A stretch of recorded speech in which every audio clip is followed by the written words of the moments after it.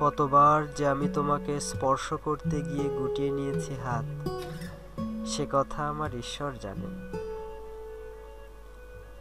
তোমাকে ভালোবাসার কথা বলতে গিয়েও কতবার যে আমি সে কথা বলিনি, সে কথা আমার ঈশ্বর জানেন।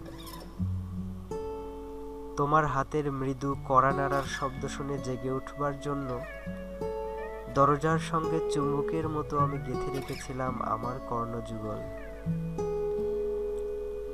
তুমি এসে আমাকে ডেকে বলবে, এই ওঠো, আমি আমি আর আমি একই শুনলাম। এমতো উল্লাসে নিজেকে নিক্ষেপ করব তোমার উদ্দেশ্যে। কতবার যে এরকম একটি দৃশ্যের কথা আমি মনে মনে কল্পনা করেছি, সে কথা আমার ঈশ্বর জানেন।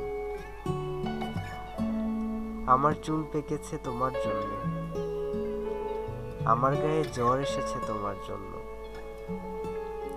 আমার ঈশ্বর জানেন আমার মৃত্যু হবে তোমার জন্য। তারপর অনেক দিন পর একদিন তুমিও জানবে আমি জন্মেছিলাম তোমার জন্য।